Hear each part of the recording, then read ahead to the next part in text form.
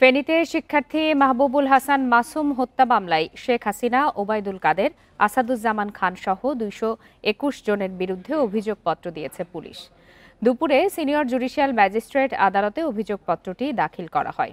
রাষ্ট্রপক্ষের আইনজীবী জানান, বৈষম্য বিরোধী ছাত্র আন্দোলনে ফেনীর মহিপালে আওয়ামী লীগ নেতাকর্মীদের গুলিতে নিহত হন Mahbubul Hasan Masum.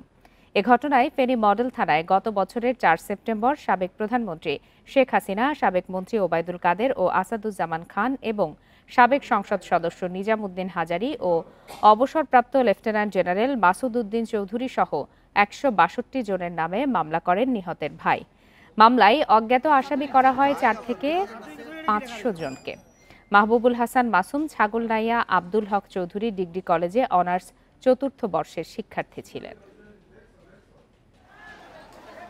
Print media, electronics মিডিয়ার তথ্যগুলো আমরা সংগ্রহ করে আমরা প্রযুক্তিগত সহায়তা নিয়েছি এবং এগুলো ফেক কিনা সেগুলো আমরা ফরেন্সিক করে একবার অকার্ড যেসব তথ্য, একবার নির্ভেজাল তথ্য, সেই তথ্য প্রযুক্তি এবং তথ্যের মাধ্যমে আমরা যেটা সত্যতা পেয়েছি সেই পরিপ্রেক্ষিতে আমরা আজকে পুলিশ রিপোর্ট দাখিল করতে যাচ্ছি। এ বিষয়ে আরও বিস্তারিত জানাতে এই মুহূর্তে ফেনী থেকে যোগ দিয়েছেন সহকর্মী সমীর উদ্দিন। সমীর উদ্দিন, অভিযোগপত্রে কি কি বিষয় আনা হয়েছে? নিশ্চয়ই এরই মধ্যে আইনজীবীদের সাথে আপনার কথা হয়েছে, বিস্তারিত কি জানা গেল?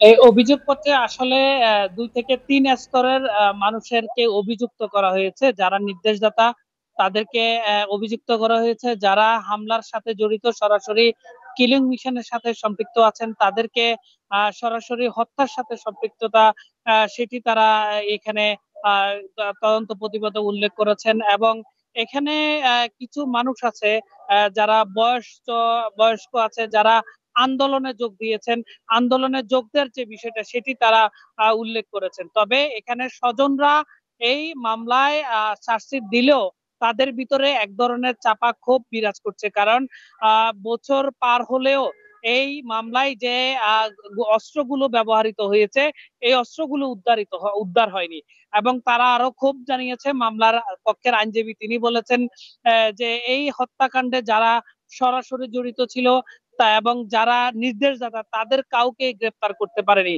এখানকার সাংসদ এবং যাদেরকে অভিযুক্ত করা হয়েছে তারা দেশ ছেড়ে পালিয়ে যাওয়ার কারণে তাদেরকে গ্রেফতার করতে পারেনি। এই যে গ্রেফতার করতে না পারার কারণে ভিকটিমের যে স্বজন এবং আইনজীবী যারা তারা আসলে এক ধরনের হতাশা ব্যক্ত করেছেন।